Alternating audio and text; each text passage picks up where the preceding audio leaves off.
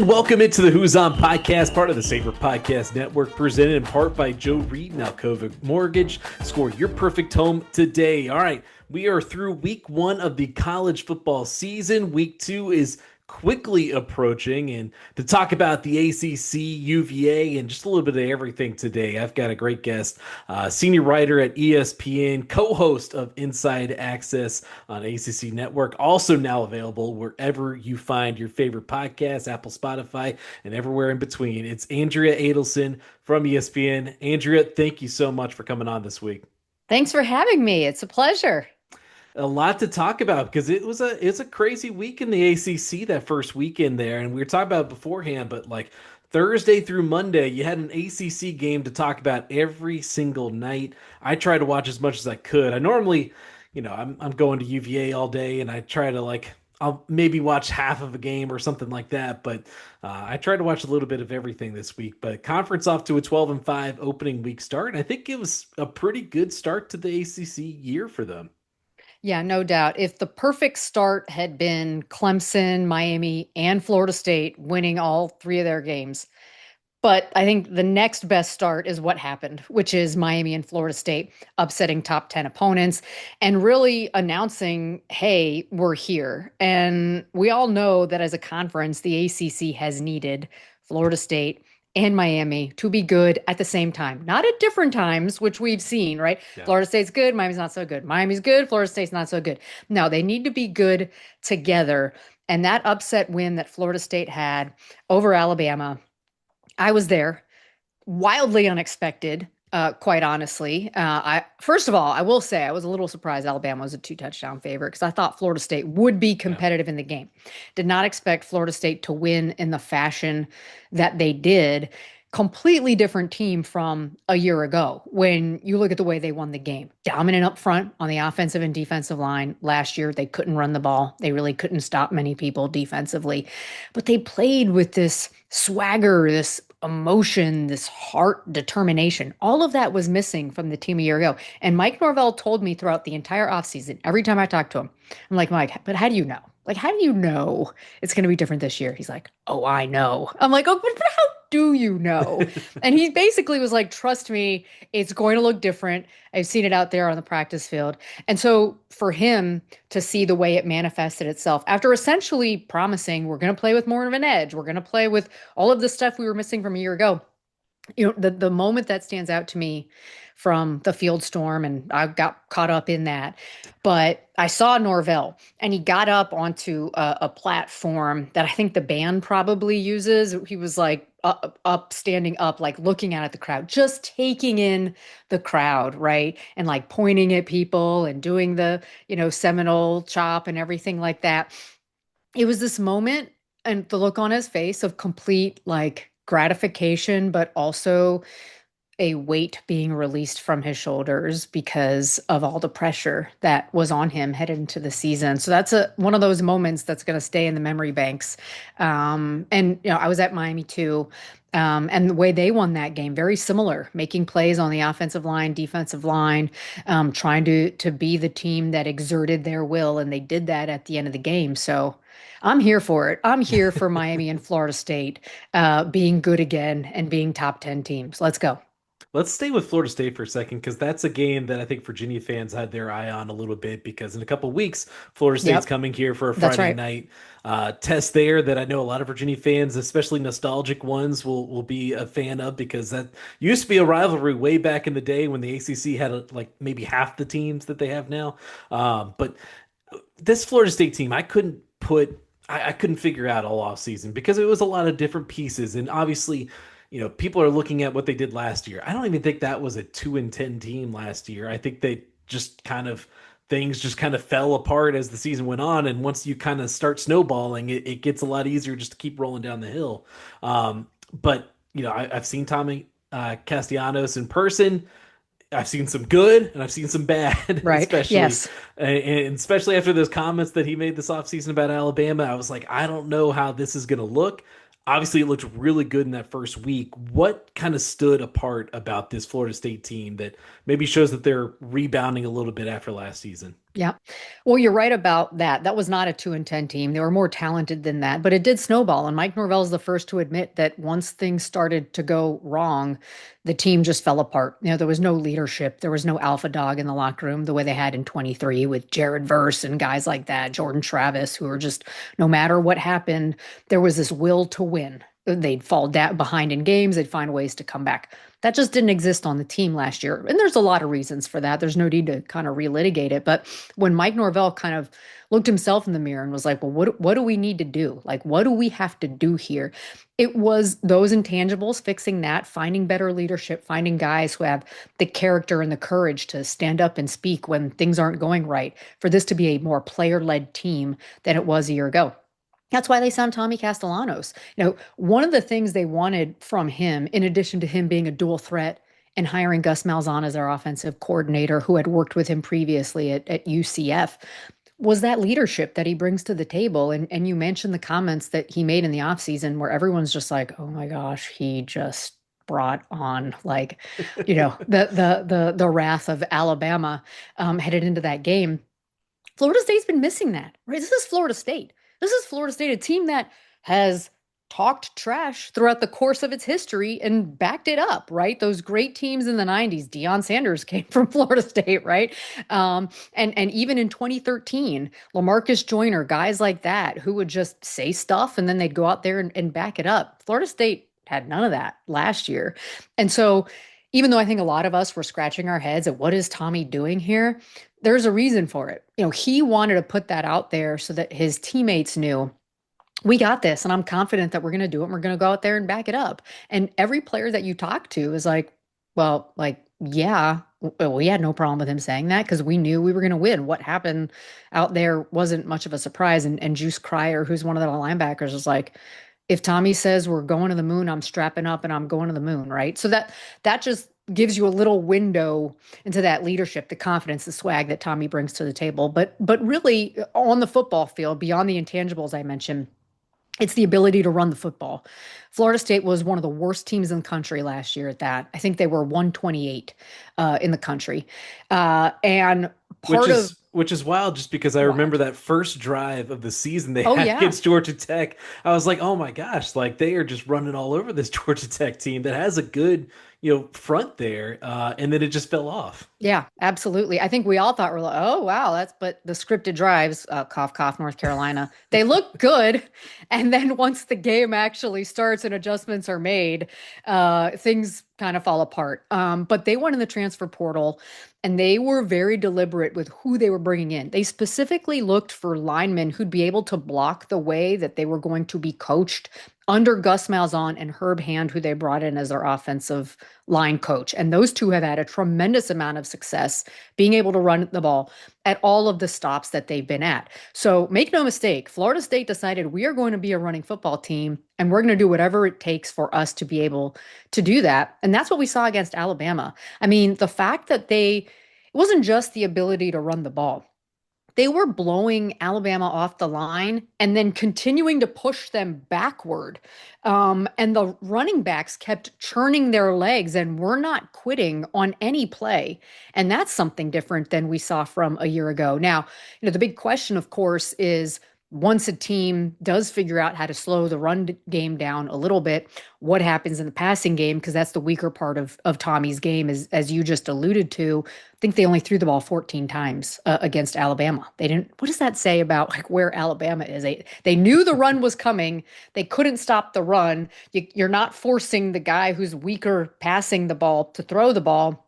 It was a complete disaster for Alabama, but for Florida State, it was as perfect as you can get. And the one thing that stood out to me, Herb Hand, the offensive line coach, spoke this week.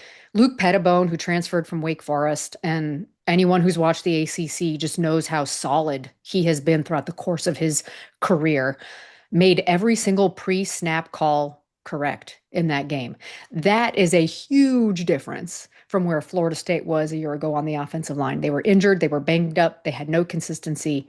Against Alabama, all 5 starting offensive linemen played every snap of that game, which is not ideal because you do want to get some guys in there. Sure.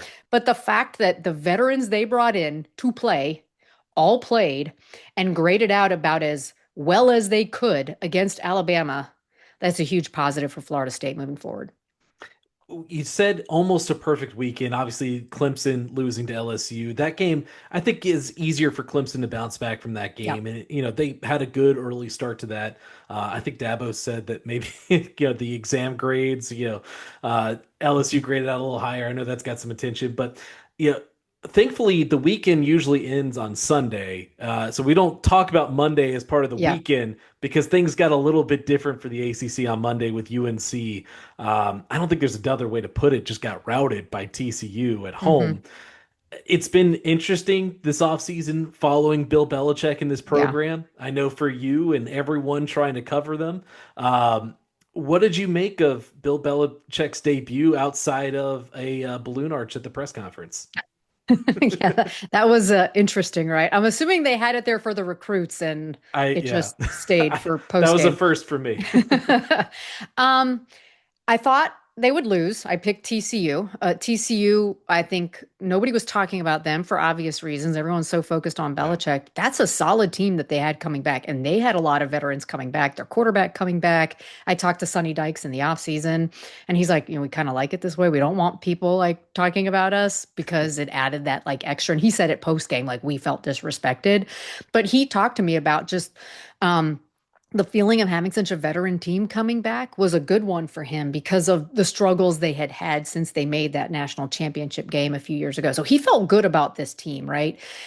You saw the difference, a veteran team, a well coached team that has played together versus a team that has 70 new players all through the transfer portal with a coach who'd never coached in a college game before and a coaching staff, quite frankly, that's filled either with his kids or his general manager's kids or other coaches who haven't spent time in college. And that to me was the most glaring difference, right? Like, I thought North Carolina would struggle simply because I knew TCU was going to be the better team. It was the lack of fundamentals. It was the lack of like tackling, technique, all these things that stood out to me that made me like, oh, yeah, the coaching staff. The coaching staff is not one that has a ton of college experience. But, the thing about it is all offseason, in the couple of comments that Belichick made, because he really limited how much media that he did. And so when I say all off season, I'm talking about the five like Yeah. appearances that he may have had. But in every single one of those, he mentioned how if you're not going to work hard, Carolina's not the place for you. If you're not going to be tough, Carolina's not the place for you. But did it look like that was a tough team on Monday night? No. Did it look like a team that had put in hard work in the offseason? No. They're getting blown off the ball. They can't tackle. They can't stop the run. They can't protect the quarterback. Gio Lopez gets knocked out of the game. He had gone, what, 2 hours in real time between pass Which completions? that was my favorite stat of the night because we were over at my family's house. I put the kids in the car, do everything after that first drive. We come back, I get the kids ready for bed, and we're kind of settling in for the night. He still had not completed a pass in the time Yeah, that it took for me to do all right. that. Yeah, exactly. So it was worse than I thought it was going to be. I didn't think it was going to be great, but I thought it was a wholesale failure, top to bottom. And there was one moment I was watching it at home with my husband, and it was the long touchdown run. I think in the third or fourth quarter. I can't remember now. Yeah. There were a couple long runs, but my husband's like, "Did you just see what Belichick said?" And I was like, "No." And he's like, "Rewind it." So he rewinds so we can do the lip reading on Yeah. Belichick. And he said, "What the F?" But he said the word out loud. Are we doing? And I think that just kind of encapsulates the feeling of what was happening out there because it did not look like anybody was on the same page or giving effort or fighting back. It looked like they had given up by the third quarter. The one, silver lining was getting to see Max Johnson come back Yeah. after this broken leg from a year ago. I spent a lot of time with him this summer, telling his story, and he immediately comes in and throws a touchdown pass, and everyone's like, "Wait, hold on, what? Why? Why was he not starting?" That's a whole different conversation, but um, doesn't look great for North Carolina. And, the thing about that is, I don't really consider what happened in that game as something that people are going to hold against the ACC because I feel the Belichick conversation is Yeah. so completely separate from the ACC. They weren't ranked. TCU was favored. It's not like I know a lot of talking heads are like, oh, it's Bill Belichick. Of course he's going to win. Anybody who has followed what has happened there over the last 9 months, looked at their roster, looked at TCU's roster, had a good idea that TCU was going to win this game, right? So I don't think that does much for the ACC because I think Florida State and Miami just override everything else because Yeah. everyone's so desperate for them to be back.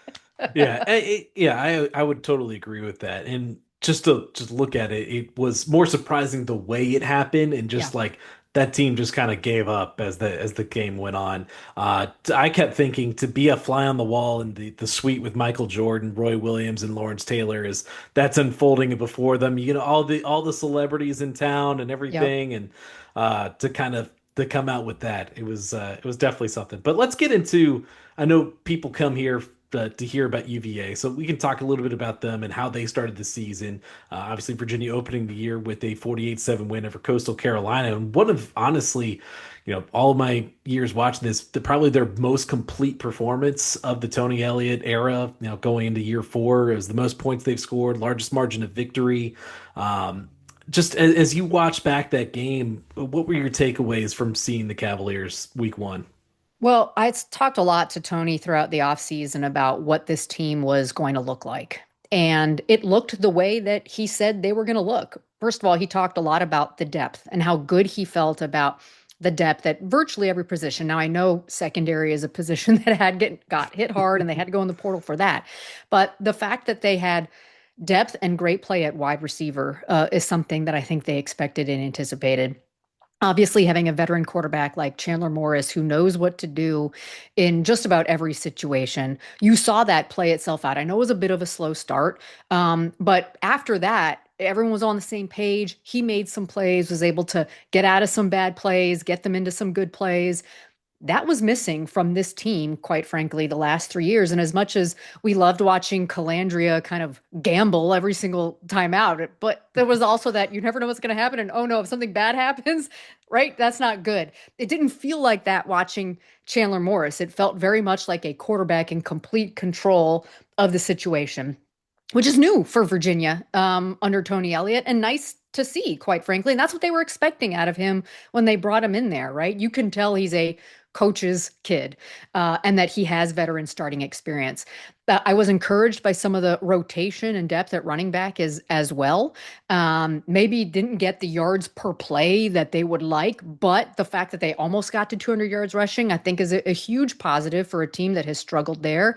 I know they made some upgrades on the offensive line, and it looked better than what Yeah. it has, right?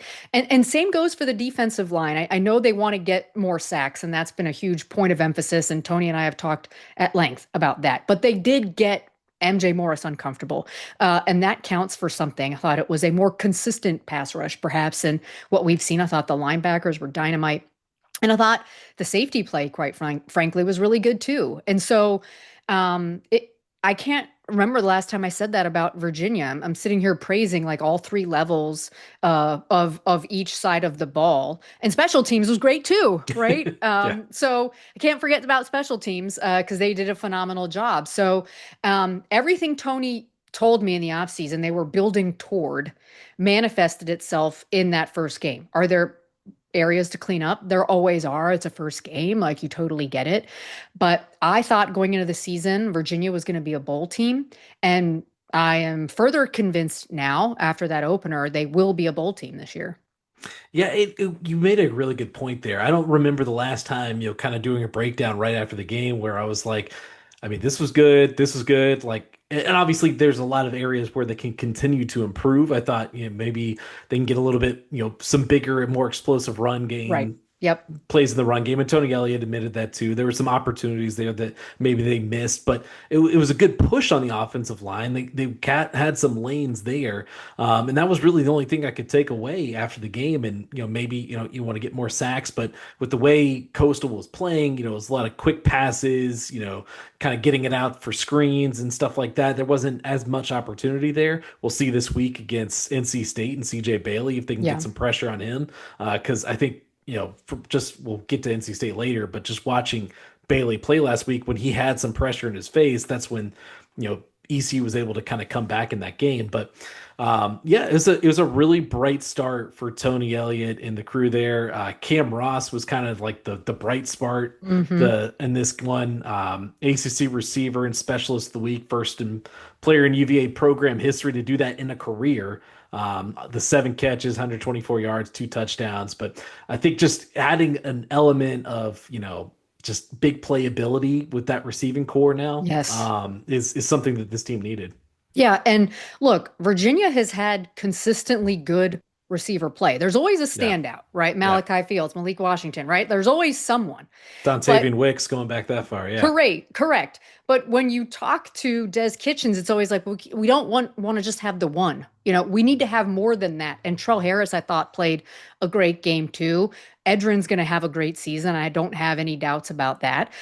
So when you have more than one guy who can be the spark for your team, and they got the tight ends involved too, which is something that they wanted to do as well.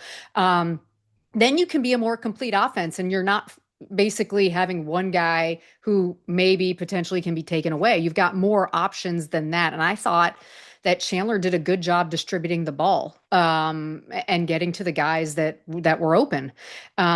So yeah, I mean, receiver's always been a position where you can count on a guy at Virginia to be the guy.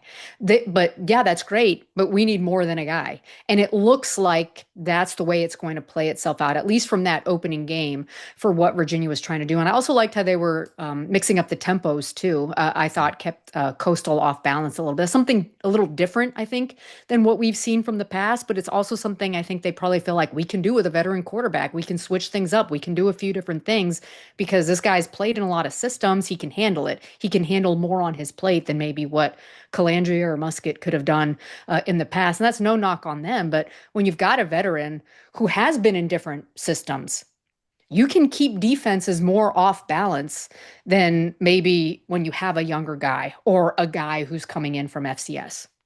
We talked a lot about Chandler Morris already, but Des Kitchings, the offensive coordinator, put it to me like he has been the best fit that they've had at the quarterback position. Obviously, when Brennan Armstrong was there the first year, it wasn't a Yep. great fit with the offense. No. Then you have a younger, inexperienced guy in Anthony Calandria, and then Tony Musket obviously just wasn't up to that level.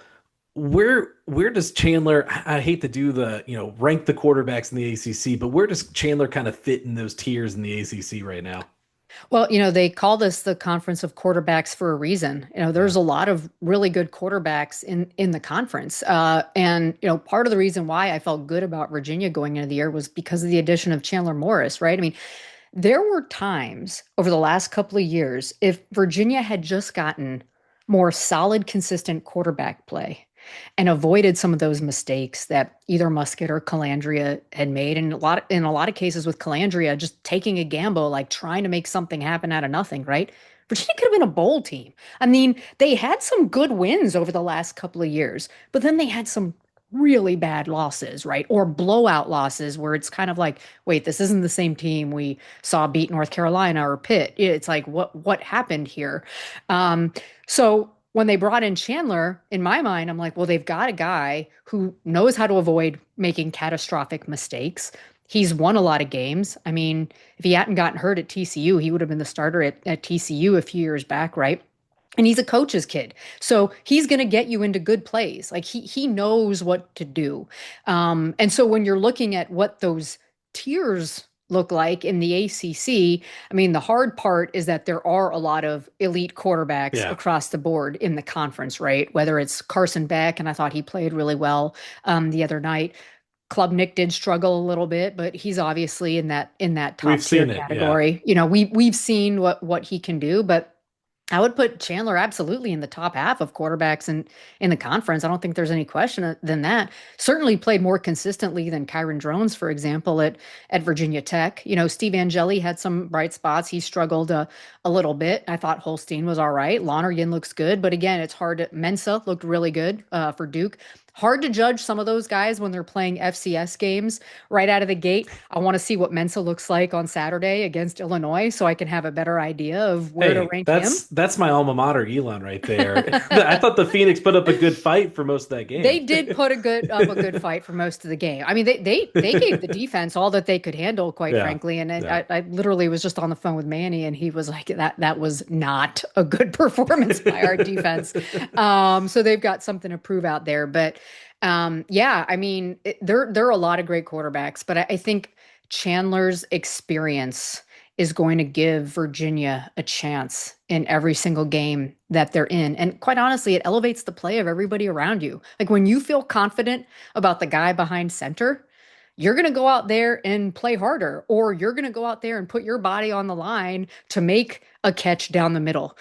All of that kind of plays into it. If you're blocking, you're going to block maybe a little bit harder. You know, like this guy's going to give us a shot. That just injects so much confidence into a team. It's kind of what I talked about with Florida State. When you've got a Yeah. quarterback that you believe in, and I'm not saying they didn't believe in Calandria, but when you've got the veteran back there, and it sounds like he's been a great leader throughout this offseason. I mean, he talked his own bulletin board material saying, I didn't just come here to make a bowl game. I came here to win a championship, right? And even back then, everyone's like, wait, what?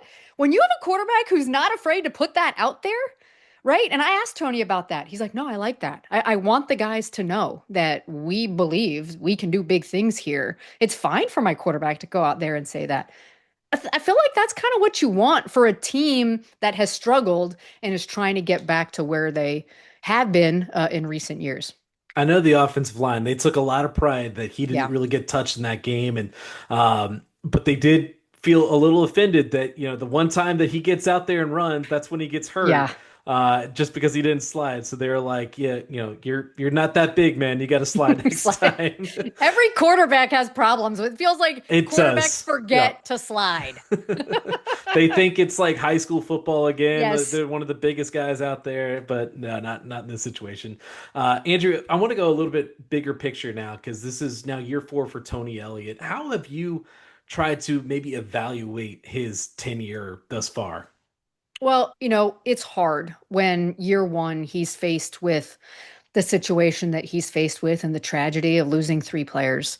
And that takes time for a program because there was such devastation over what happened. And every time I've talked to Tony about it in, the years after, it's almost like that was year zero. Like it's hard to even count that as a year one.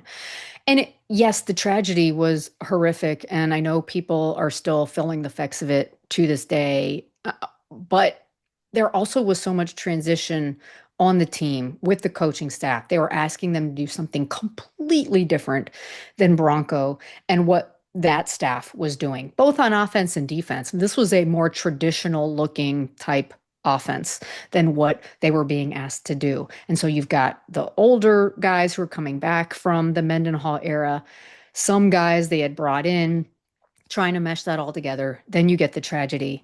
It just made it a difficult year. But I've known Tony Elliott since 2010 or 2011 at Yeah. Clemson, and I just felt like he would get it right. It was going to take some time, but he was the right man at the right time for Virginia. And I felt even stronger about that after the tragedy happened because of his demeanor, his faith, his conviction. I felt like he would be able to bring the guys along. I knew it would take time, especially in this NIL portal era that we're in. And Virginia was slower to adapt than others for a lot of different reasons. But the fact that they went all in this offseason with the portal, I know in my conversations with Tony, he was just so excited about that because he felt like this was finally going to give them the chance to be able to be competitive and to win more games than they had, right? Because it's almost like you're playing with one arm tied behind your back when you're not effectively using the portal and don't have the NIL funds. Ask Dave Clawson about that at Wake Forest, right? I mean, that took a toll on their program as well. It is one of the reasons why he stepped down. So I think the fact that they went into the portal and they got guys who fit Virginia. It's not like they went in there willy-nilly, oh, we've got money now. Let's go in the portal and Sure. bring in some guys. No, they were very deliberate about who they were going to bring in at what positions, the character, the leadership, all that good stuff that fits what they want to do at Virginia. So I feel like the jury's still out, quite honestly, on Tony, because of what happened in that year one, because of knowing it was going to take just a little bit longer to build that program the way that he wanted to, considering that plus where they were financially. Now they're in a good place. They've got their own standalone football facility that opened, right? That was, in its, infant stages when he got there. So everything feels like it's in place right now for Virginia. It's still going to be a more challenging place to win in this NIL portal rev share era. It just is, right? I mean, and you can say that for schools like Virginia and the ACC. But Tony hadn't given up on anything, and Tony's been dead set on building it his way and what he believes to be the right way. And I think he's done that. And we'll talk at the end of the season to see if, the positive vibes like keep up after week one. But I do feel like Tony knows what he's doing, and has been just very committed to doing it and not really deviating from what he said he was going to do to build this program. And we're starting to see it look the way that he's envisioned it. It has been a very noticeable difference just from going back to December, like right after that loss to Virginia Tech, just kind of how this program is kind of redirected. And like you said, they've gone all in. That's been the key phrase from every person you talk to, from Carla Williams to on down the list. What should the aim?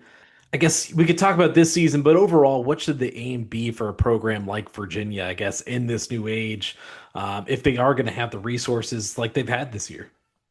Well, it obviously should be to be a winning program, right? Now, whether the aim is to compete for championships every year, if you look at Virginia historically, there have been some moments in time where that has happened for Virginia.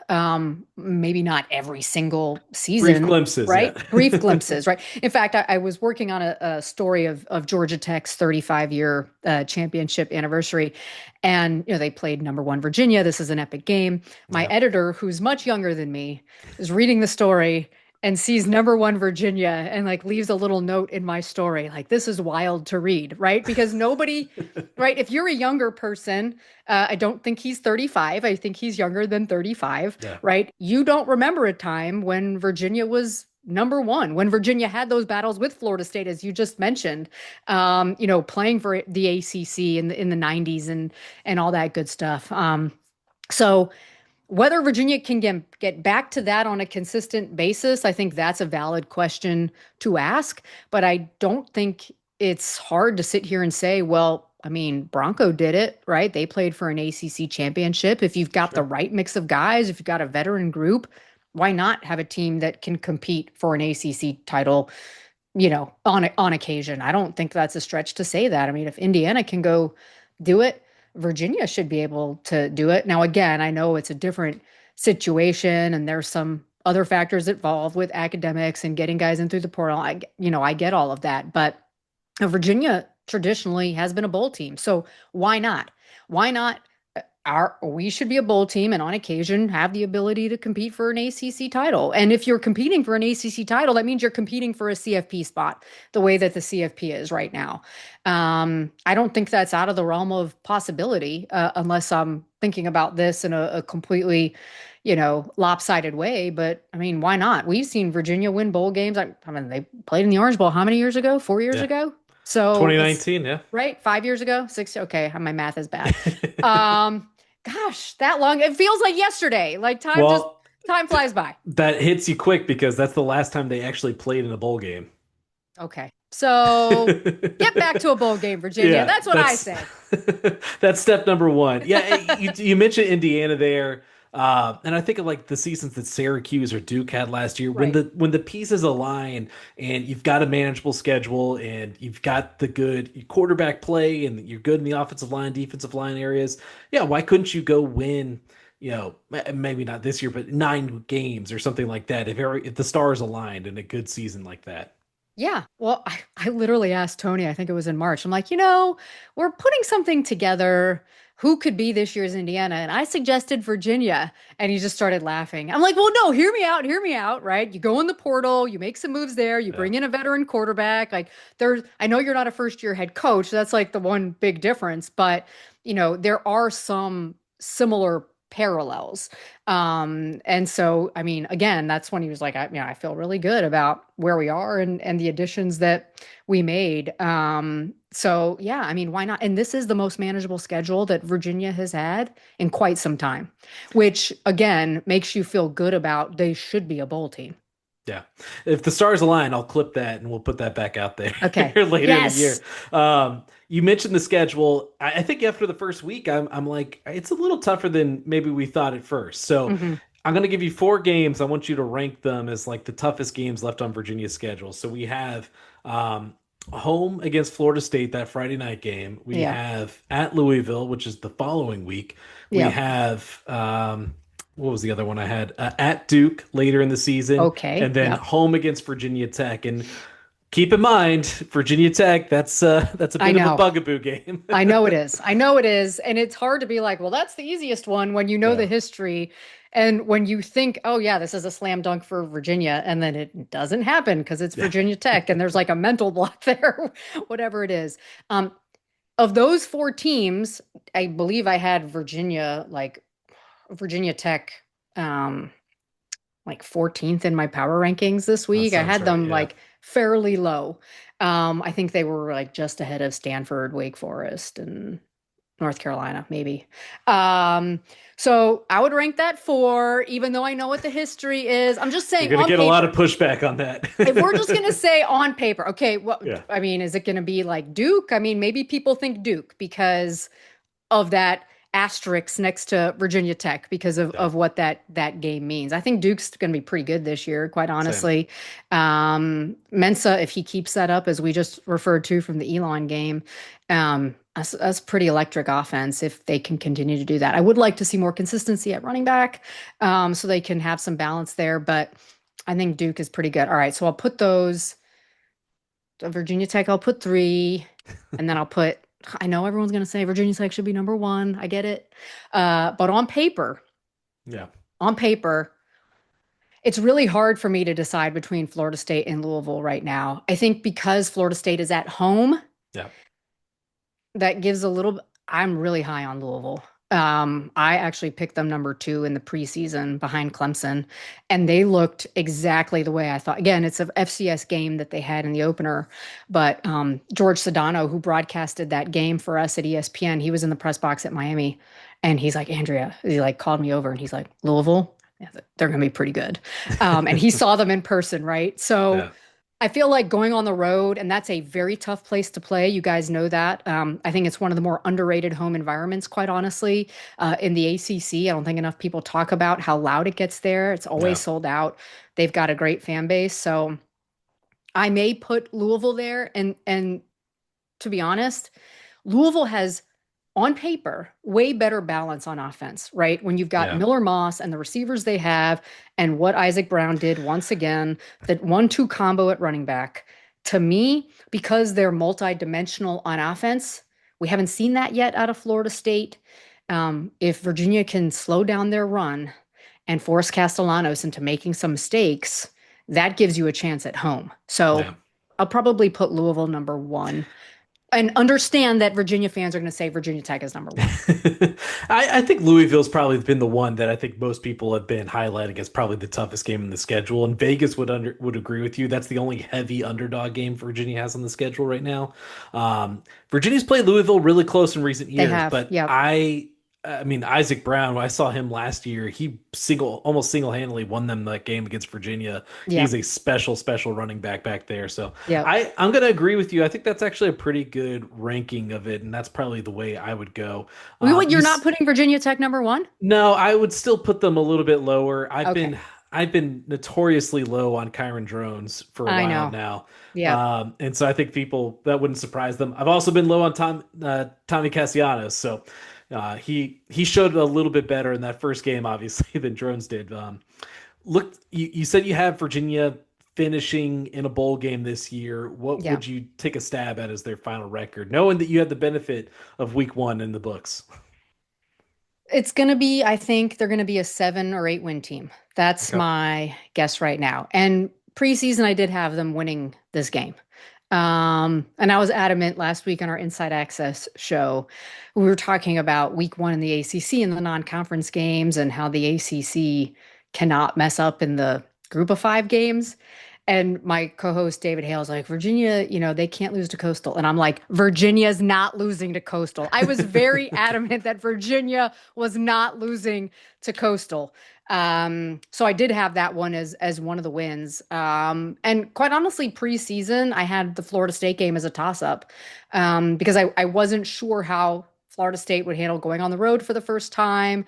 And as you said, we've all seen Tommy Castellanos when he gets pressured make some mistakes, and then things snowball for him. He's not really going to get tested until he comes to Virginia because they've got East Texas A&M and Open Date and Kent State, right? So I think Virginia is going to be the first real test for him outside after Alabama, which was a big test. They passed with an A++++. But we'll see what happens when they go on the road.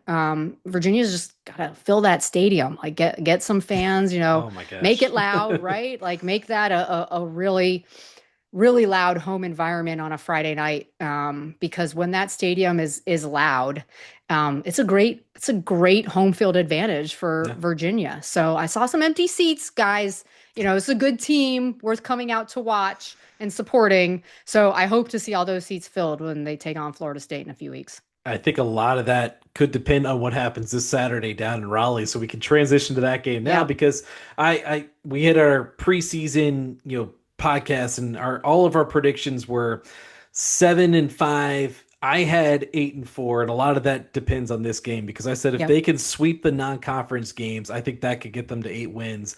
And so obviously you got to win this week in a non-conference game down in at NC State and Raleigh. First off, Yep. first question is love it or pass on non-conference ACC games? I love it. I mean, why not? It's ridiculous that these two teams who are close enough in the region haven't played and don't play. And if, depending on what the ACC decides to do with their schedule, right? They're now deciding, are we going to 9 games? Is it going to be an 8+2 where you have to play Yeah. two Power Five non-conference? If that's the way they end up going, expect to see more ACC non-conference games because there'll be teams who want to go to 9 and are gonna be like, I'm just gonna play another ACC game. So we'll see how that. There's still time. They're not in a Yeah. rush to make that decision. North Carolina, Wake Forest did this a couple of years Yeah. ago because it was ridiculous. They weren't playing literally like an hour and a half from each other. So I have no problem with it. I like it. Honestly, I'm having a hard time on who I'm picking in this game because I feel like these teams are so evenly matched right now based on what I saw in week one. I think Virginia probably had a better overall performance, but I also think East Carolina is a better team than Coastal. Um, and the fact that, NC State was able to hold on when it looked like they were about to just, do what they do sometimes at NC State and lose a game. Defense came through and made some key plays down the stretch. Yeah, I like it. Let's see more non-conference ACC games. Why not? I think it's gonna be a great game. Yeah, I like it. And I even heard a little bit with basketball with their new scheduling model, how you don't play one team every year. Ryan Odom said briefly that they were looking into playing Clemson in basketball because that wasn't on the schedule. But like when you look at it, Virginia hasn't won in Raleigh since 2012. I think they've only played maybe one or two other times down in Raleigh Right. since 2012. Yep. So like it's been a long time. I guess what do you look for in this matchup before we try to get into a little bit of a prediction? I know. I've got to, usually I have till Thursday to make my pick. So, Get you a but day early. yeah, it's okay. It's okay. Um, Look, I'm impressed with CJ Bailey. As much praise as I just heaped on Chandler Morris, I think CJ Bailey is a terrific quarterback. I mean, you saw his incredible ability to throw the ball, to scramble out, to get out of pressure. They've got a terrific tight end and Justin Jolie. The thing that stood out to me about their offense was, as I said with Virginia, it's going to sound very similar to you guys. Much more depth at wide receiver Yeah. this year that than they've had. And Noah Rogers is going to play in this game after he got knocked out against East Carolina. Teddy Hoffman, true freshman, had a terrific performance in that first game. Wesley Grimes, Noah Rogers, as I just mentioned, and adding Jolie in there. They've got some reliable guys at receiver who can come up and make some contested and clutch catches. The one thing I want to see out of NC State once again is more consistency running the football. Again, this sounds very, it's almost like a replay, right? Because when they had an opportunity to kind of ice the game a little bit, they couldn't run the ball. And that's problematic when you have a lead in a fourth quarter and you need to get some first downs and you can't. And that has been a bugaboo for NC State for years now. They generally have really good offensive line play, except running the ball. And Hollywood Smothers, I think, is a great back, but they Great just back, great name.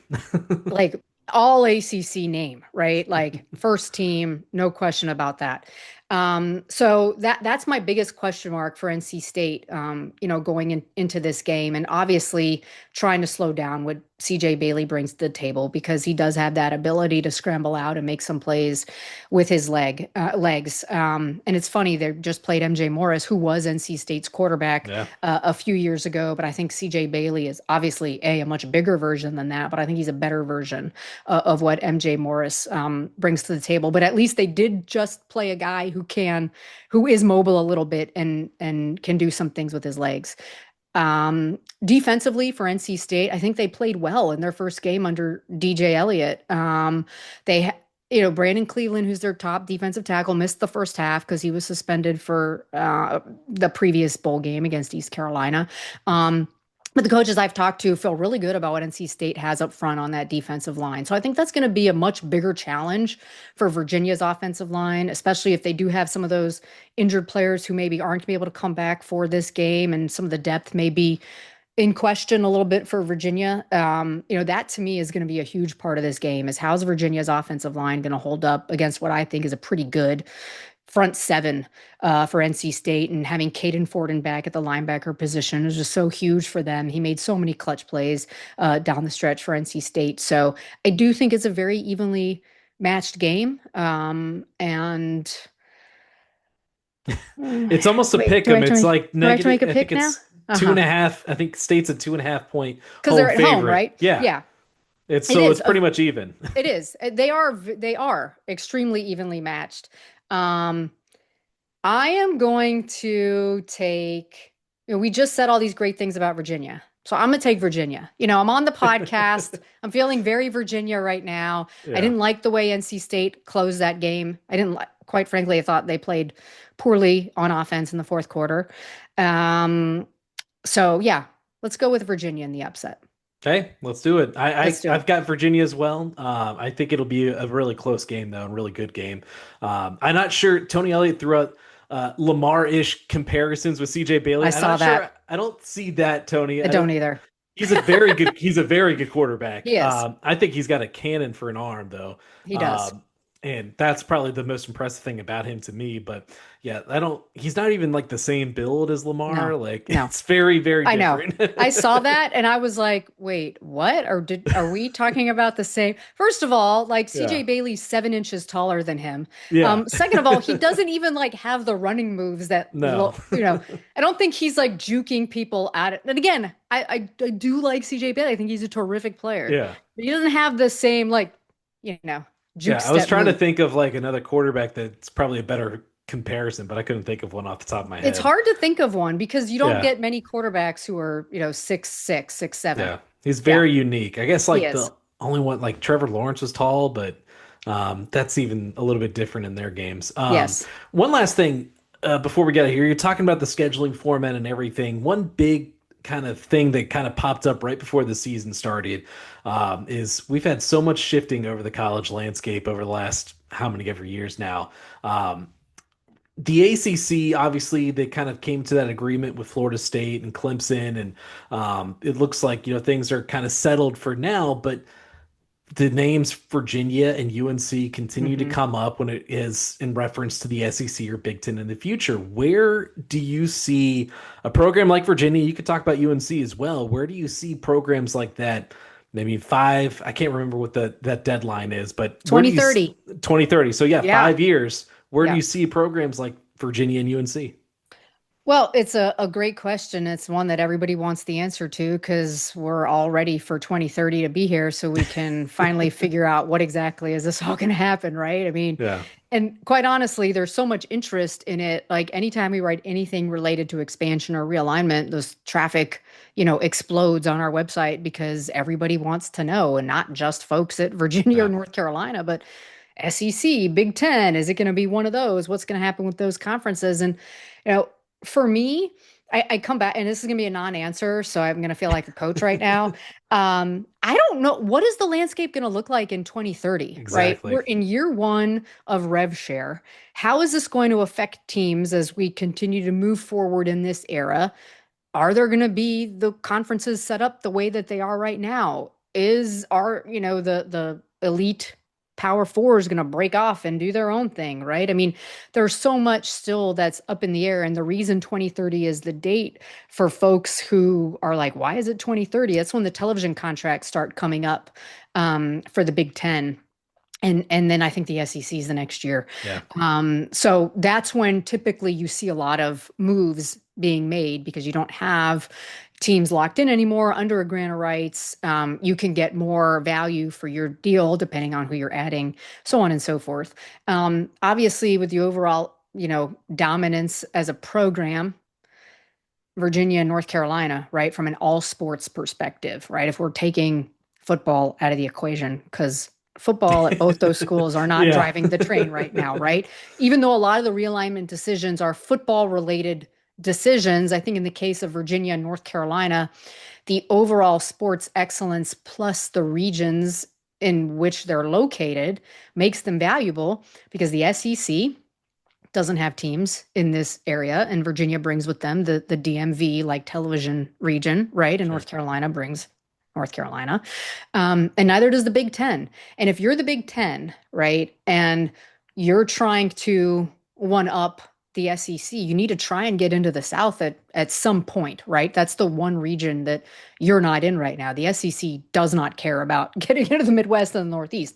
They want to be the dominant, right, Southern conference region. And so, for them, it would make sense to add schools from these two regions. And for the Big Ten, it would make sense to add schools from these two regions. And, North Carolina is a program. We just had a huge story on North Carolina. And a source had mentioned to me, all this investment that we're making in football. Yeah, don't think people around here aren't talking about the SEC, right? So it's obviously front of mind for administrators as they try and figure out what the landscape is going to look like. But I think both of those programs are well positioned. Florida State, I think, is, and they're the ones who kind of went forward with Clemson to try and challenge some of the things Stir happening the in the pot. Yeah. ACC, right? But, the Big Ten doesn't have any schools in Florida. They probably need to get into Florida. The SEC, they've already got Florida, right? But if you're the Big Ten, you definitely probably want to get into the state of Florida, right? So, Yeah. when we think about this or we talk about this, you got to think about things in geographic ways where television markets can enter into the equation that can expand out what that looks like so that television contracts can get richer than what they are right now.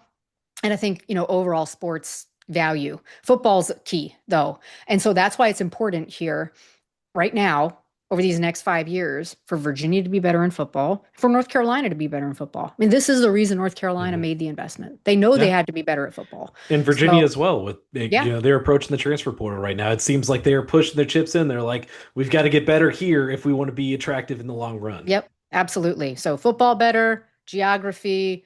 But quite honestly, I don't know what is. Do we have a guess? If someone had told you in 2020, right? So 5 years ago, in the middle Yeah. of COVID, when everyone is saying we're bankrupt, we have no money, we can't do this, we're losing all this money because we can't have people at games, we're cutting staff, we're cutting salary, we're, taking people, making people take pay cuts. If someone had told you in 2010, schools are going to directly pay their student athletes up to $21.5 million, but then there are ways to go over that with Yeah. NIL and other things. And there's going to be rosters out there that are getting paid $35 million like Texas Tech. What would you have said? Yeah, exactly. It's the floodgates have opened. I'm still dreaming of a day where maybe we could just set football aside and get everyone back to, I know. the good old conferences that I used to enjoy growing up.